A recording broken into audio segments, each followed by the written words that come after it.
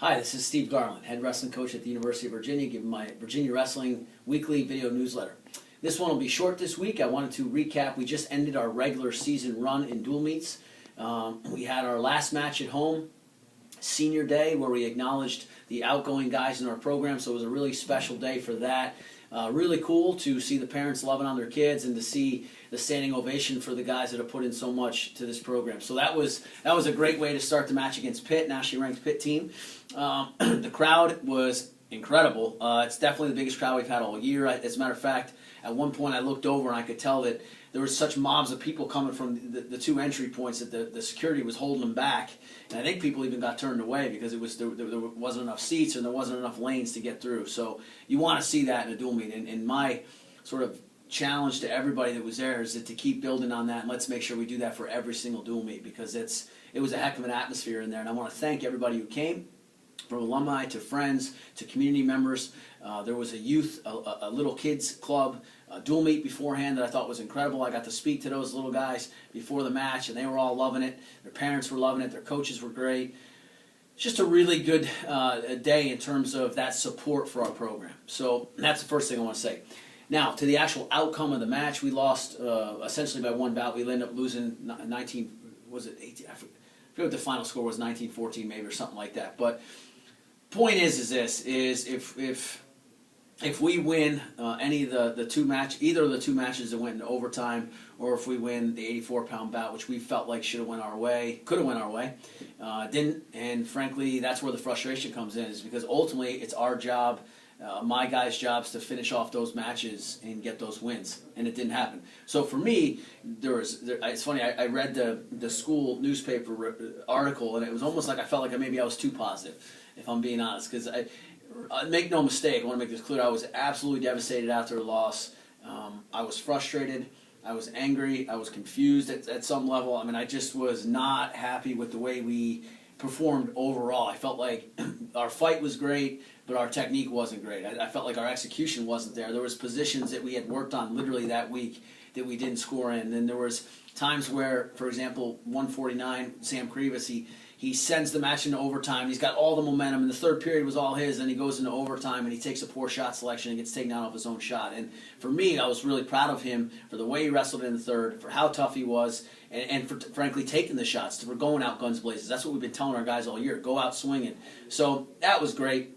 We just felt like the technique on the actual shot wasn't great. So that's the good news, is we can get back in the room and work on that.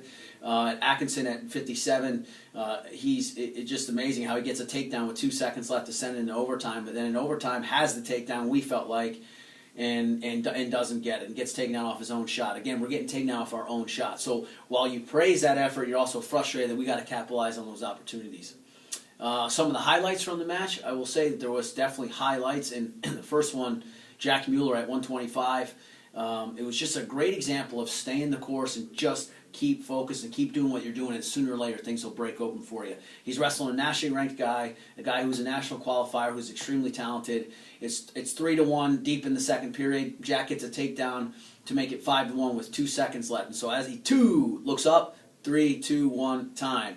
And so that 5-1 lead now it's amazing how much that catapults you as the offensive wrestler and your opponent who's down 5-1, how much it hurts him psychologically. And it was great. And that's how the thing broke open after that. Jack was able to start racking up another takedown to backs. He went for the kill and went right to the half. And so now all of a sudden it's a blowout. And then he power halves at the end to get the technical fall. So my point is this: he went from 3-1 close match to a technical fall in a matter of, 2 minutes and 20 seconds. I think that's incredible, and it's an example to his teammates, as young as he is, and I think it's just exactly what you want to see out of your athlete. So couldn't be more pleased with him, and it was 5 points we got from that tech. At 133, again, phenomenal match. Their guy's ranked 7th in the country, Don Fories, who's really good. We've known him forever. I remember watching him at Whitbeals when he was a kid, when he was a junior and senior in high school, and so I've seen him wrestle forever. He's really good.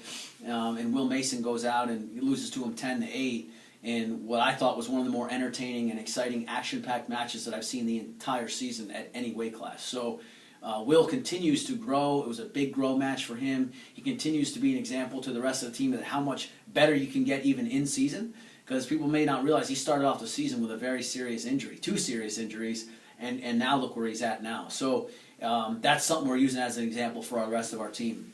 141, obviously you can't not have a video without mentioning George C. Camillo. George on senior day goes out, and I think it was a very emotional day for him. You could see that sort of in his wrestling. I mean, he was just trying so hard, and almost trying so hard to the point where he was negating some of his action. He ends up just missing a major decision. I think he won by 7, and he just did a great job. But more than anything, I think it was just, I think he's probably fighting back tears the whole time because he means so much to this program. I mean, if you could have heard the crowd response to him when they said his name, it's how much he's meant to us, how much he's meant to this university, and how much the university's meant to him was a big part of that.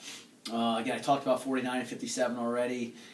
Jumping ahead, Garrett Peppelman won at 174, and it wasn't his best match, but we felt like he did a good job of icing it when he needed to, and that was a good growth moment for him at 74. At 84 was frustrating because we felt like our guy took all the shots, but he didn't finish, and that's on him, and he knows that. But we're so proud of the way that he's competing in this way, hands moving, feet moving, taking attacks. But we also humbly recognize that we got a lot of work to do in the finishing positions there. So back to the drawing board there. 197 was another positive for us. We felt like Chance McClure wrestled a really clean, solid match, and he won close, but he won. And we felt like there was a lot of good things and a lot of improvement for Chance in that match. So those are some of the main points of the match. I don't want to go any further on that other than to say this is we're really, really excited about the postseason. Extremely excited about the postseason. We feel like the culture of our program is in a great place. I got to give my assistants so much credit in terms of the progress and the changes that have been made and where we're at as a group. I think it's a great place, and so we're hoping that we can, God willing, use that momentum to have a great ACC tournament and frankly qualify as many guys as we can for the national tournament and get guys on the podium. And I'll tell you what, for those who haven't gotten your tickets yet for NCAA's, please do that.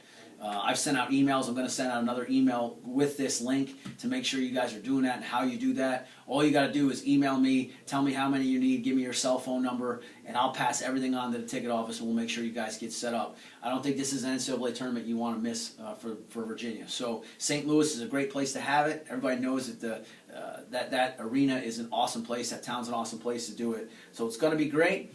Next up for us is we're taking a few guys to a tournament in Colorado. And then it's just straight training camp to ACCs. And ACCs, I believe, are Saturday, March 3rd, 4th, in there. And it's going to be in Raleigh, North Carolina. So please come join us there and support our program there. Thank you guys for everything you do, and go Hoos.